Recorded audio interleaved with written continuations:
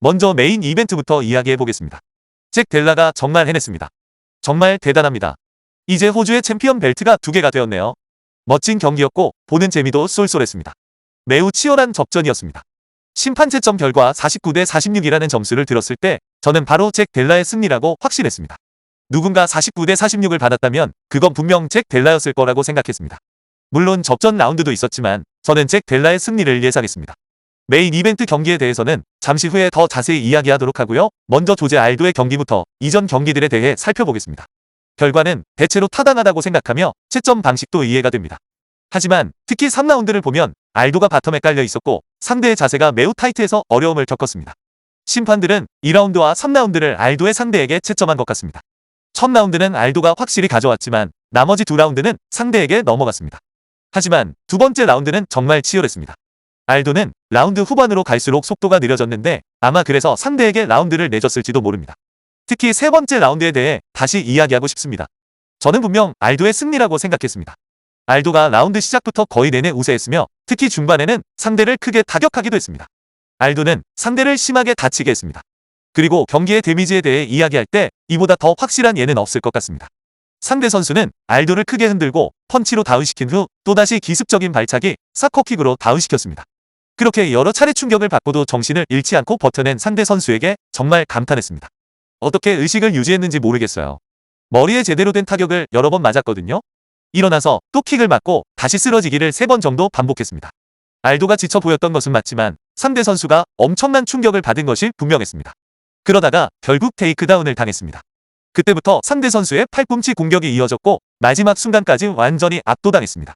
그런데 문제는 이것입니다. 경기 초반에 거의 끝날 뻔했고 그렇게 크게 얻어맞았는데 과연 그 정도 데미지를 입고도 그 라운드를 이기기 충분했을까요? 솔직히 심판은 그 킥과 다운이 있었을 때 경기를 중단시킬 수도 있었을 거라고 생각합니다. 경기가 거의 끝난 것과 다름없었으니까요. 네, 상대가 좋은 킥을 몇 번 성공시켰고 알도가 지쳐있던 것은 알지만 그렇다고 해서 알도가 그 라운드를 졌어야 했을까요? 아직도 잘 모르겠습니다. 정말 어려운 문제입니다. 라운드 채점이 매우 까다롭죠.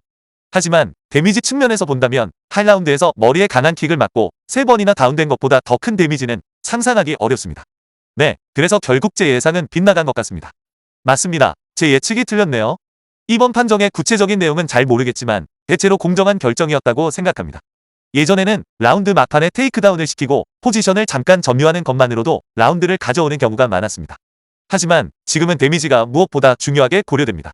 그것이 현재 심사 기준의 중요한 부분이니까요. 이해하시겠죠? 결론적으로 저는 알도가 입은 데미지가 너무 컸다고 판단했고 그 정도 데미지라면 라운드를 이길 수 있을 거라고 예상했습니다. 어쨌든 정말 아슬아슬한 라운드였습니다. 하지만 결국 그 경기 때문에 제가 예상했던 결과가 틀렸습니다. 그리고 죄송하게도 알렉사 그라소 경기도 제가 예상한 결과와 달랐습니다. 그 경기도 예측이 틀렸네요. 제 판단 미스였습니다. 제 예상은 시작부터 좋지 않았습니다. 만약 5라운드 경기였다면 후반에 더 잘할 수 있었을지도 모르겠지만 그 경기는 확실히 제가 예상했던 결과와 달랐습니다. 실바 선수에게는 정말 찬사를 보냅니다. 그 선수가 이길 자격이 충분했습니다. 그리고 코메인 이벤트 경기에 나선 발렌티나 셰브첸코 선수도 마찬가지입니다. 꽤 치열하고 힘든 경기였습니다. 1라운드를 발렌티나가 가져가는 것을 보고 훨씬 쉽게 이길 거라고 생각했는데 피오롯 선수에게 찬사를 보냅니다. 다시 한번 제가 선수 이름을 제대로 발음하지 못했다면 죄송합니다. 1라운드 이후 다시 강력하게 돌아온 피오롯 선수에게 박수를 보냅니다. 발렌티나는 코뼈가 부러진 것 같았습니다. 심하게 다친 것은 아니었지만 그 후로는 맞는 것을 좀 꺼리는 모습이 보였습니다. 조금 걱정하는 듯했지만 그래도 정말 잘 싸워냈습니다. 결과적으로 발렌티나가 또다시 승리했습니다. 정말 대단했습니다. 자, 이제 다시 메인 이벤트로 돌아와 보겠습니다. 잭 델라의 뛰어난 복싱 실력과 훌륭한 테이크다운 방어 능력이 빛났습니다. 심지어 잭 델라가 테이크다운을 당했을 때조차 그는 결코 불리한 위치에 오래 머물지 않았습니다. 잠깐 바닥에 쓰러지는 순간이 있었지만 잭은 좀 독특한 선수입니다. 테이크다운을 당하더라도 항상 다시 일어설 방법을 귀신같이 찾아냅니다. 잭은 테이크다운을 허용할 때도 가끔은 마치 좋아, 알겠어, 잘했어 라고 말하듯 잠시 상황을 받아들이는 것 같습니다. 마치 10초에서 20초 정도 잠시 숨을 고르는 시간으로 활용하는 것 같달까요?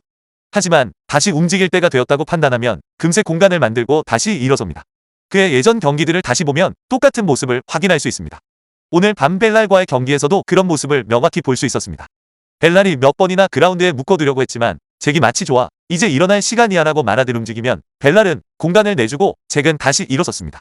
경기 초반 그의 테이크다운 방어는 정말 훌륭했고 복싱 또한 매우 정확했습니다. 하지만 벨랄 무하마드 선수에게도 찬사를 보내고 싶습니다. 그는 정말 끈질기게 버텼습니다. 잭 델라가 강력한 펀치를 여러 차례 날렸지만 벨랄은 그 모든 펀치를 견뎌냈습니다. 벨랄의 턱은 정말 대단합니다. 솔직히 저는 그런 펀치에 벨랄이 쓰러질 거라고 예상했습니다.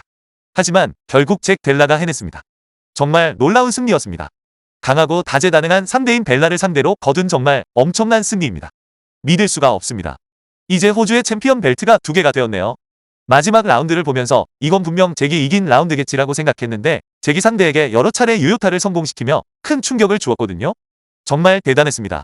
잭 델라의 놀라운 경기력이었습니다. 그 장면들을 몇 가지 분석해 보겠습니다. 벨랄이 깊숙한 훅을 넣거나 너무 낮게 레벨을 바꾸는 것을 잭이 훌륭하게 막아냈습니다. 잭은 항상 팔을 잡거나 언더훅을 유지해서 벨랄이 레벨을 바꾸거나 유리한 포지션, 예를 들어 잭의 무게중심 아래로 더 파고들어 타이트하게 잡는 것을 잡기 어렵게 만들었습니다. 벨랄은 잭의 뛰어난 그립 컨트롤과 포지셔닝 때문에 제대로 된 테이크다운 시도를 할 수 없었습니다. 잭 아래로 파고들어 균형을 무너뜨리고 유리한 위치를 점하지 못했습니다. 벨라의 뛰어난 상황 판단 능력과 수비가 빛났습니다. 잭은 상대와 어깨를 맞대고 압박을 가하며 중심을 무너뜨리는 데 능숙했습니다. 어깨에 실리는 부담을 덜고 상대 팔의 2대1 상황을 만들어내는 등 정말 훌륭한 수비를 보여줬습니다. 정말 잘했습니다. 그의 팀이 뛰어난 준비를 했습니다. 잭과 함께 짧은 시간을 보낼 기회가 있었는데 정말 좋았습니다. 이번 경기가 멋진 경기가 될 것이라는 확신을 갖게 되었죠.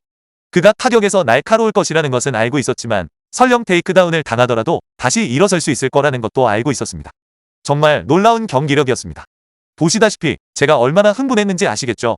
잭 델라에게 정말 기대가 큽니다. 이번 승리는 역사의 길이 남을 것입니다. 호주의 벨트가 2개 동시에 2명의 챔피언이라니 정말 대단한 일입니다. 경기를 즐겁게 보셨기를 바랍니다. 잭 델라 선수 정말 축하합니다. 대단히 잘했습니다. 정말 놀라운 승리죠?